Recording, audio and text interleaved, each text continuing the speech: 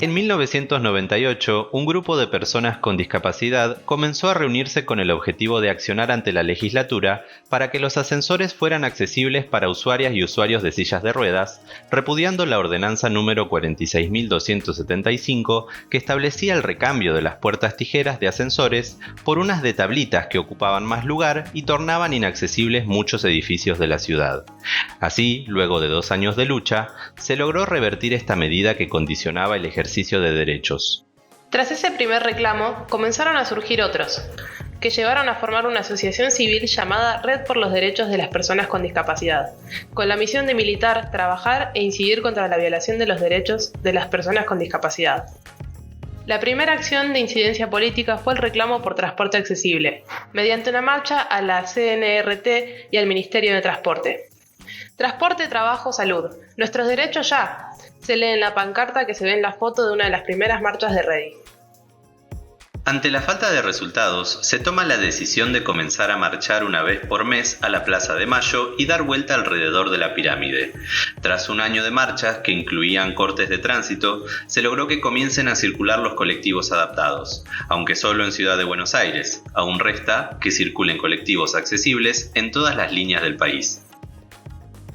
Los 10 puntos de la plataforma básica de reclamos por aquel entonces exigían: 1. Ingreso mínimo no inferior a la canasta familiar en hogares donde haya alguien con discapacidad. 2. No a los despidos, continuidad laboral a todo trabajador que adquiere una discapacidad sin reducción salarial. 3. Cupo laboral para trabajadores con discapacidad, tanto en el sector público como en el privado. 4. Que el Estado asegure para los operarios de los talleres protegidos de producción la comercialización de su producción y se haga cargo de sus aportes jubilatorios. 5. Salud pública universal y gratuita y que garantice cobertura integral a personas con discapacidad.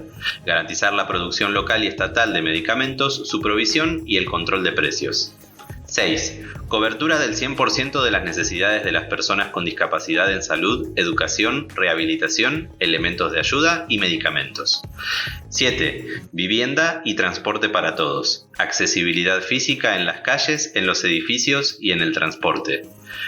8. Acceso a la comunicación, a la información y a la participación para quienes no pueden o tengan dificultad para ver o escuchar. 9. Integración escolar con apoyo a las maestras de escuela común, no a la discontinuidad de escuelas especiales y domiciliarias. 10. Subsidio especial para toda persona discapacitada por la represión. Duele comprobar que los reclamos no son tan distintos 25 años después. Al poco tiempo de la creación de Ready, comenzamos a tejer alianzas con organismos de derechos humanos. Acuñamos el lema «Integrarnos en las luchas para luchar por nuestra integración», entendiendo que las personas con discapacidad somos un grupo entre tantos otros que estamos excluidos por el sistema capitalista. Participamos en el Foro Social de Salud y Ambiente, incluyendo perspectiva de discapacidad en los 22 puntos por la salud de la Argentina. Fuimos parte también del Congreso Villero, trabajando en el territorio con las personas con discapacidad en situación de pobreza. Les transmitimos información sobre la Ley 22.431, que era una gran necesidad del colectivo. Y en paralelo, entre 2002 y 2006, al formar parte de la red latinoamericana RIADIS e IID, fuimos invitados a participar de la redacción de la Convención sobre los Derechos de las Personas con Discapacidad de Naciones Unidas.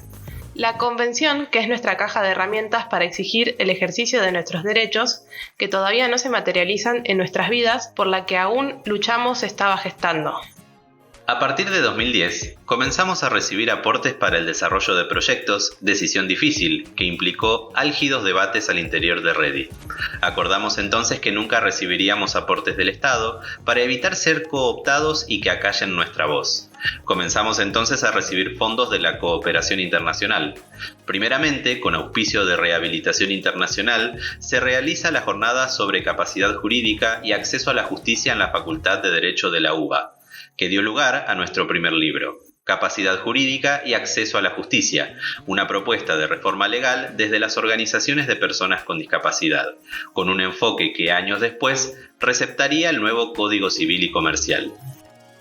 Le siguió el trabajo en alianza con Antitrust de las Américas, materializando en una jornada también sobre el artículo 12.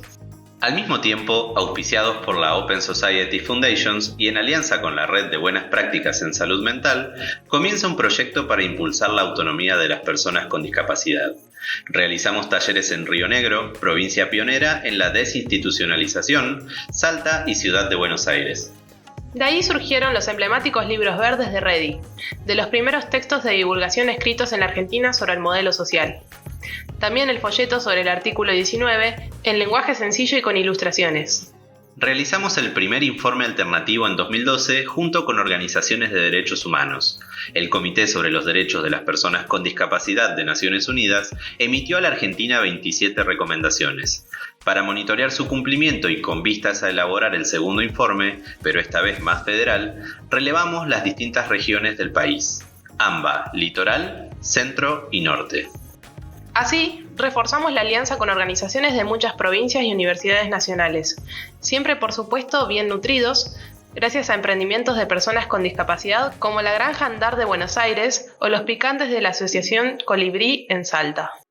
El trabajo concluyó en 2017 con el segundo informe alternativo, coordinado por REDI, elaborado por 28 organizaciones de personas con discapacidad, organismos de derechos humanos y universidades nacionales. El informe alternativo fue presentado en Ginebra, al igual que el tercero, realizado en 2022. El último informe elaborado dio lugar a nuevas recomendaciones que debemos seguir visibilizando para que el Estado cumpla.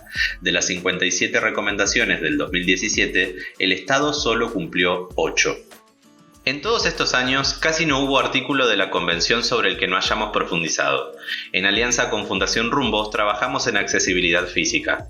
Incidimos para la sanción de la Ley 962 de Ciudad de Buenos Aires en 2002. Fuimos parte junto con Rumbos y AMIA de las Jornadas Ciudades Accesibles y participamos en la oposición al Código de Edificación que entró en vigencia en diciembre de 2018, contrario a la Ley 962, que no contempla a las personas con discapacidad, entre otras tantas acciones. Y en materia de accesibilidad comunicacional, contribuimos a la elaboración y reglamentación del artículo 66 de la Ley de Servicios de Comunicación Audiovisual. Redactamos también la Guía de Medios y Discapacidad. Publicamos, además, el libro El sándwich de René, cuento infantil realizado con todas las medidas de accesibilidad. Y Conociendo nuestros derechos, que aborda temas de autonomía, salud, empleo y educación.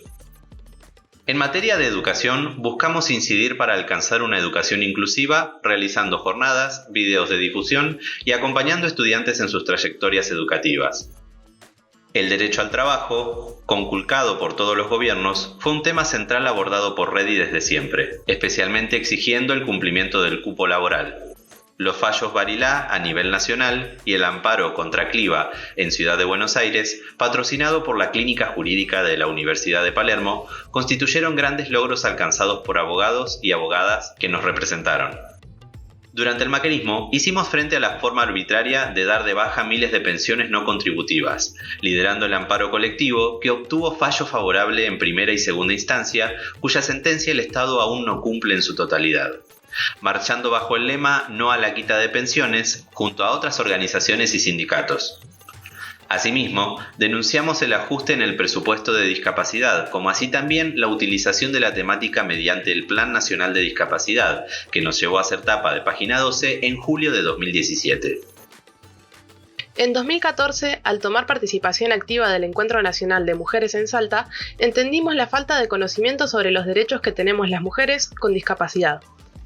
Y desde ahí comenzó nuestra militancia en temas de género, que nos llevó a acompañar a muchas mujeres que luchan por su autonomía y su derecho a criar con o sin apoyos.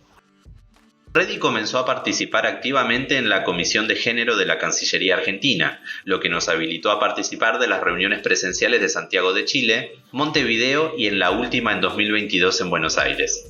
Así, cada vez lográbamos mayor incidencia para incluir la perspectiva de discapacidad en la temática de derechos sexuales, reproductivos y no reproductivos, y en la agenda tan vigente en la actualidad de los cuidados. Tomamos contacto con el Fondo Fiduciario de ONU Mujeres, que dio lugar al proyecto sobre derechos sexuales en Argentina con inclusión, DESIAR, en alianza con Casa Fusa. Con el proyecto, del que participaron 80 mujeres con discapacidad, recorrimos distintas regiones del país.